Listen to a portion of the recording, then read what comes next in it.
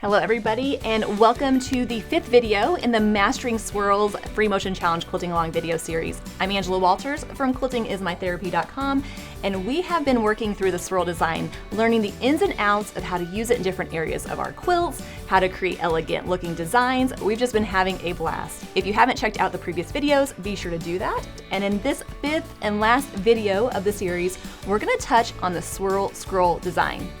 It is great when you want a beautiful, curvy look without all the fussiness of the echo lines. I'm going to show you how the design goes together, and then show you how you can use it in bigger areas of your quilts, or even shrink it down and use it in smaller areas such as blocks.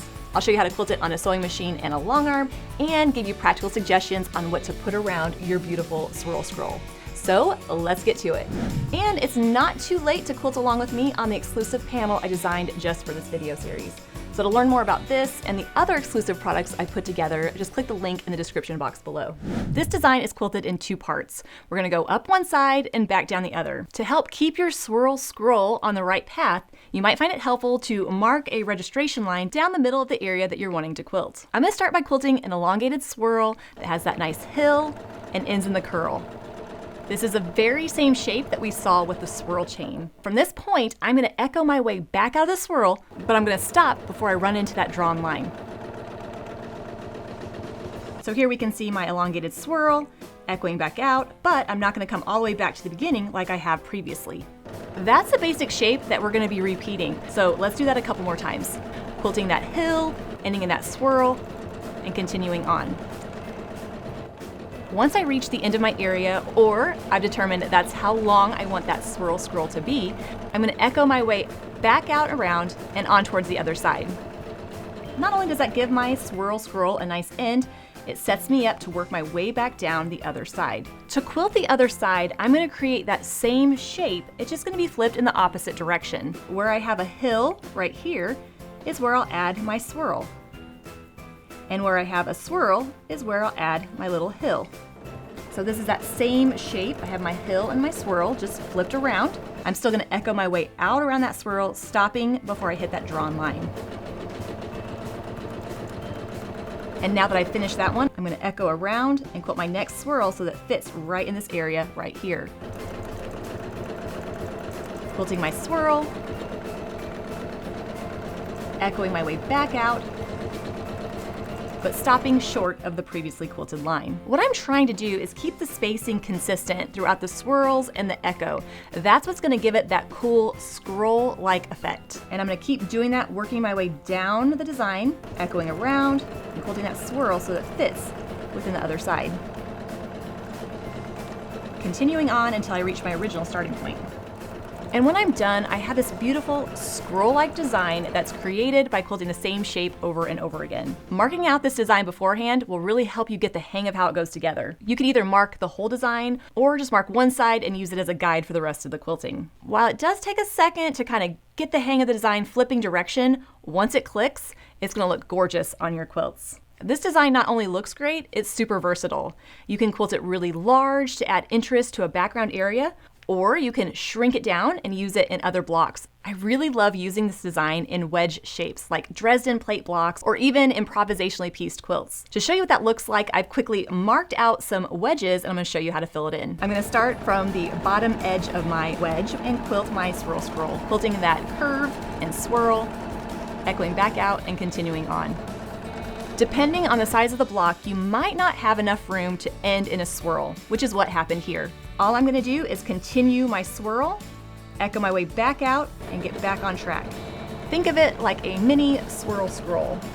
But what I love about this design is it takes you out and brings you back to your starting point, so I can easily travel to my next block and continue on. So from this point, I'm going to travel along to the next wedge and repeat.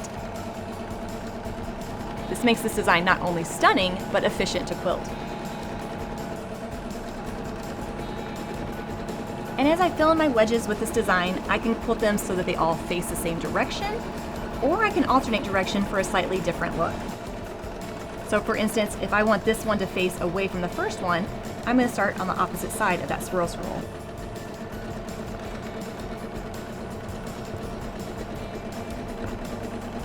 Depending on the size of the block that you're using it in, you can add more or less of those swirl scrolls. And if you have any gaps or unquilted areas, you can add echoing to fill those in.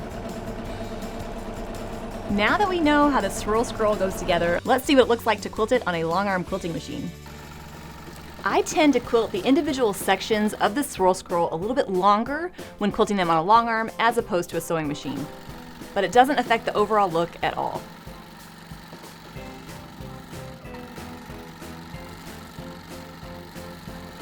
And just like on the sewing machine, when I get to the end of the swirl scroll, then I'll quilt the other side heading back to the starting point.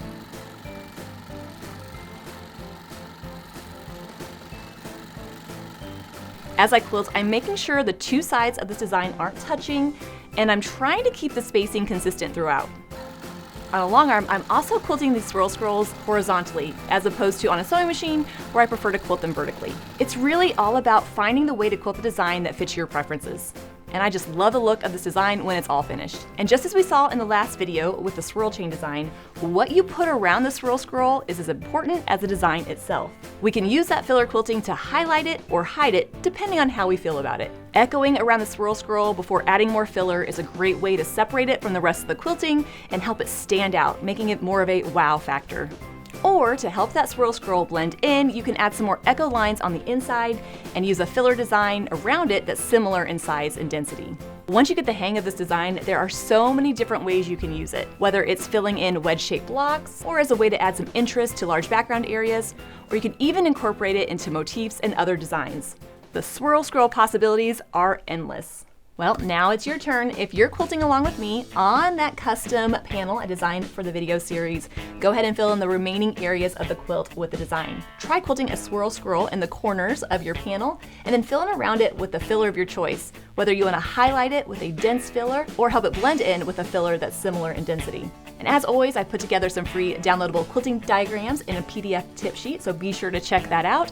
And if you need a little bit more help with the swirl scroll or any of the designs that we've learned throughout this video series, you can check out that expanded resource PDF. It has even more step-by-step instructions, even more quilting examples, helping you be successful with the designs we're learning throughout this video series. And this is the final video of the Mastering Swirls Free Motion Challenge Quilting Along video series. I hope that you are so proud of how far you've come and how much we've learned. Now, I'll be back soon with a whole nother Free Motion Challenge Quilting Along video series, but until then, you can check out my previous Free Motion Challenge Quilting Alongs and learn machine quilting techniques such as quilting with rulers, quilting feathers, and more. And to see all of those, visit my website, quiltingismytherapy.com.